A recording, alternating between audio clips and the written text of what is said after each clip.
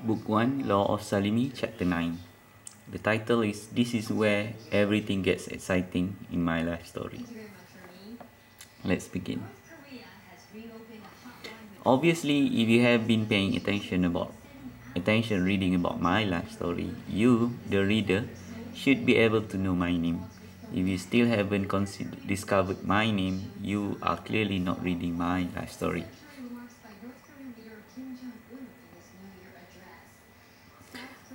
Take a look at my examination transcript. My name should be available at the top of this transcript. Too lazy to look for it? Shame on you. My name is Azim Salimi bin Luqman. Azim means the one who wishes for or the one who dreams for. In Malay language, it is known as yang bercita-cita. Salimi means my peace in Malay kesejahteraanku. Thus, when combined together, Azim Salimi means the one who wishes for my peace. Bin in my name refers to the son of. Luqman is my father's name. Now that you know my name is Azim Salimi, let us begin this journey of my life.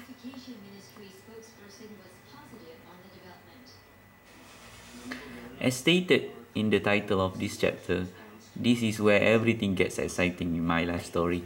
I believe that this was the point in my life when I began to understand how to effectively activate my selective memory and implement them to assist me towards the path of learning knowledge.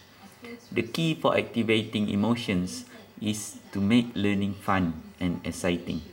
From this point, I realized that visualization and actual implementation triggers the emotion for me to have fun and excitement for learning my subjects.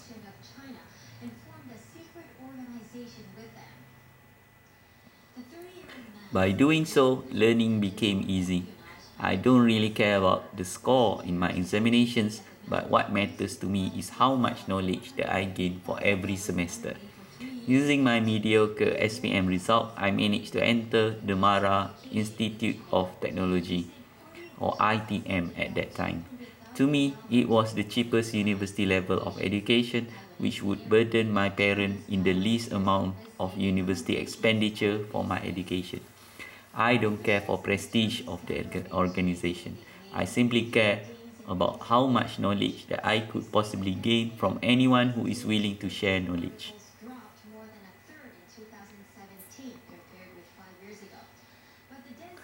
With the intention to gain as much knowledge as I can, I stepped my foot on the ITM campus in Mengatal. It is also known as Kota Kinabalu campus.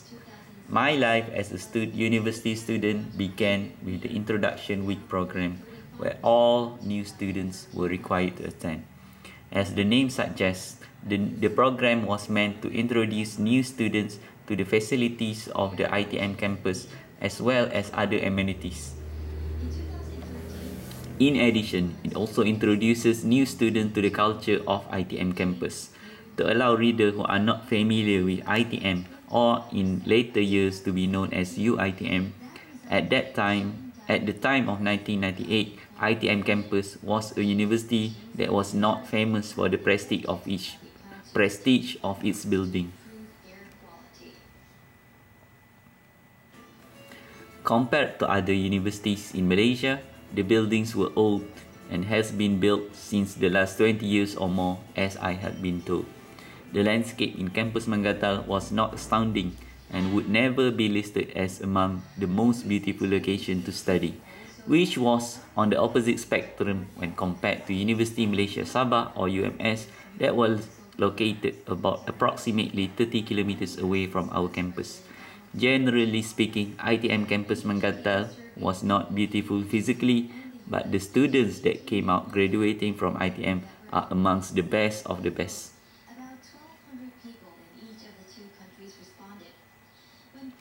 Students had to go through numerous hardships, which made them experience copious amount of challenges in their campus life. Students either break from inability to cope or develop several amazing graduated students. Before we jump over the story of my life, let us get back to the point where I left. As a new student at ITM campus Mengatal, I was elated and excited to take up any challenges that life was about to throw on my face.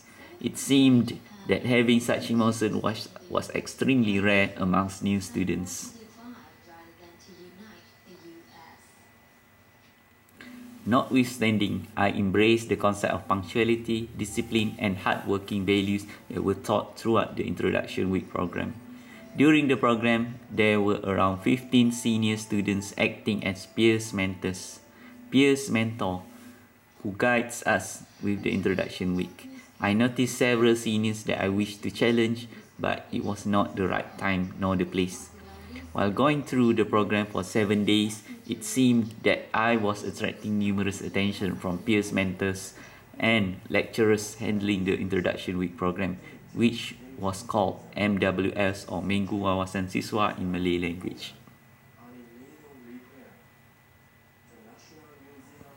It was the good kind of tension because I managed to understand how MWS program operated and began to excel beyond the expectation.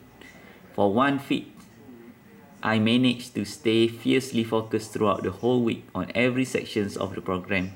I paid attention and listening to all segments of the program with 100% of my attention without fail. To me, I was challenging myself to perform at my best level of ability and to break my limit towards achieving beyond their expectation. This attitude was not normal again amongst new students and might probably had never been seen by anyone in the program before. As a result, peers, mentors or PM, lecturers and other new students, which was around 300 individuals, were beginning to pay attention to me. Soon, I too began noticing the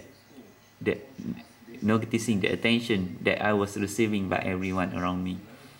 It might be possible that the most of the attention was filled with curiosity, disbelief, admiration, and amazement, but I was certain that there would be a huge amount of hatred, jealousy, and concealed rage against me too. It might be that others could perceive me to be showing off and trying to gain popularity, which was never my intention.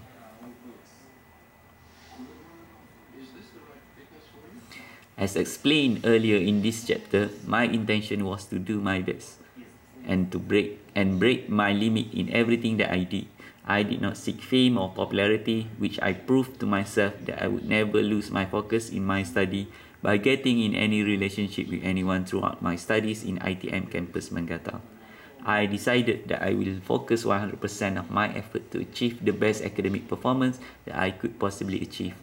I aim to break every record possible at ITM campus Manggata.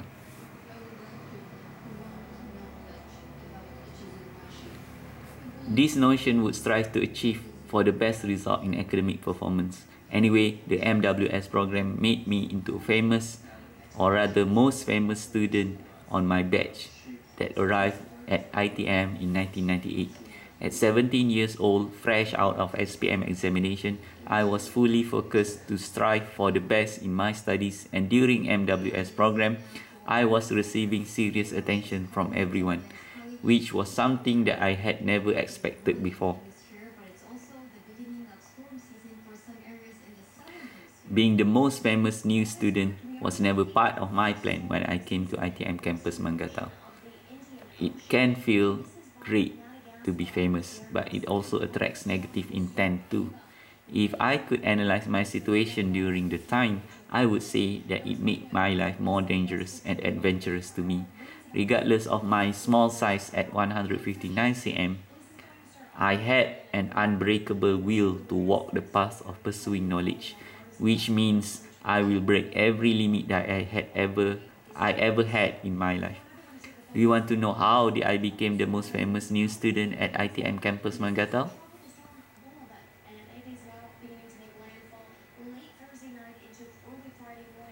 At first, people began noticing that I had always been the first to line up, which means I managed to finish every task given to me faster than everyone else. Next, I also managed to answer most of the test questions given to me, which was beyond the expectation for new students.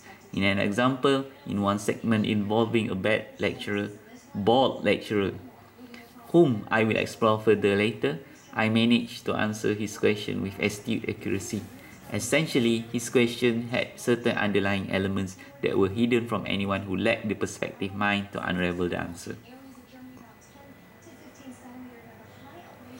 To me, I am not saying that I am a genius or anything, but at that particular time, when I put every effort towards my focus, I can see virtually all of the hidden elements where no one else managed to detect or even realize.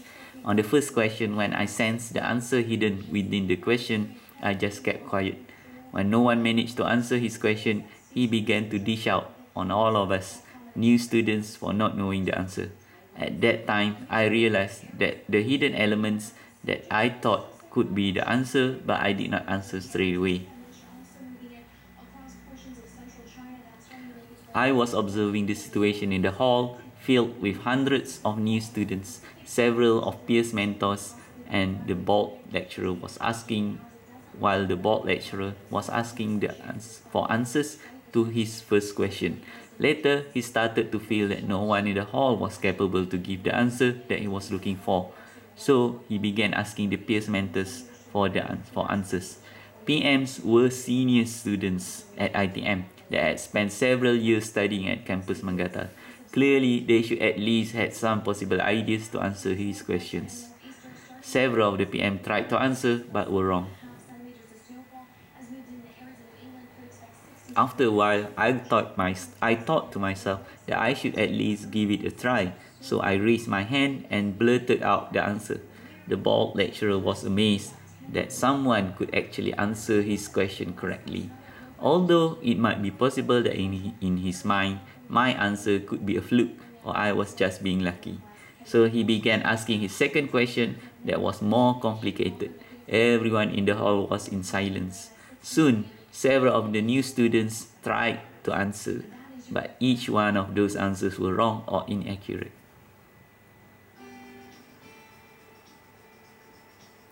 Then he was looking at my direction to indicate that I should give out the answer if I could.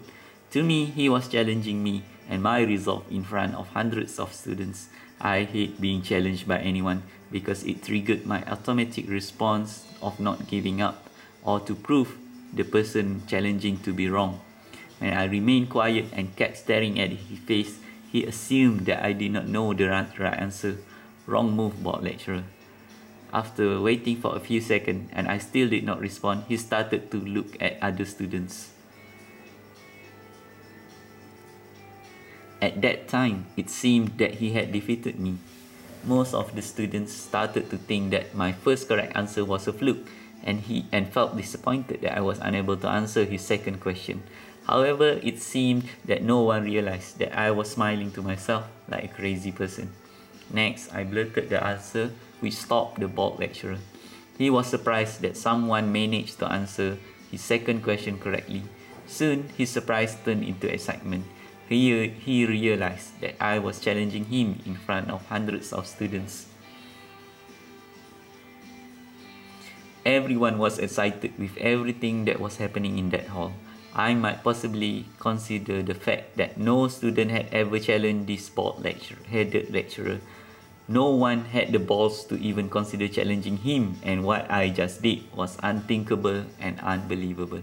A small 17 years old who was crazy enough to challenge this board lecturer.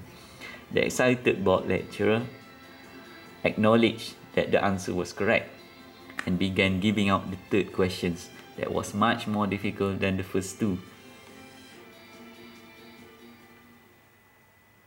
This time, he looked directly at me as if he was directly issuing a new challenge for me. I did realize that he was no ordinary lecturer for having to ask these great questions in the first place. At the very least, he must either be a genius or someone who was walking on his own specific path in life.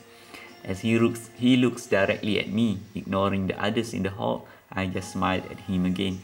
I gave out the answer which ended up to be correct answer. I gave up the answer which ended up to be the correct answer. The once excited lecturer became pissed off for me to brazenly defying his challenge. He was so pissed off, he began uttering his assumptions about me. I remembered him saying that I should not be attending ITM because I was too good. To me, I took it as a compliment, even though I knew that my SPM result was mediocre. For everyone else who never knew about my mediocre SPM result, they were astounded and astonished with the scenario. In fact, I reckon that most of them believed every word that the board lecturer had said about me. As he felt unsatisfied with my 3 correct answers, he began giving out the most difficult final questions. This was his final challenge to me, which I thought was a test to see how good my observation and focus was at that time. So I cranked up my analysis and focus level to the highest possible that I could to listen every single word that came out of his mouth. After several sentences, before he manages to finish off his final question, the hidden element which I thought was the answer to his final question began emerging into my mind. Hence, while he was still explaining his final question, his eyes began to enlarge with huge expression of disbelief.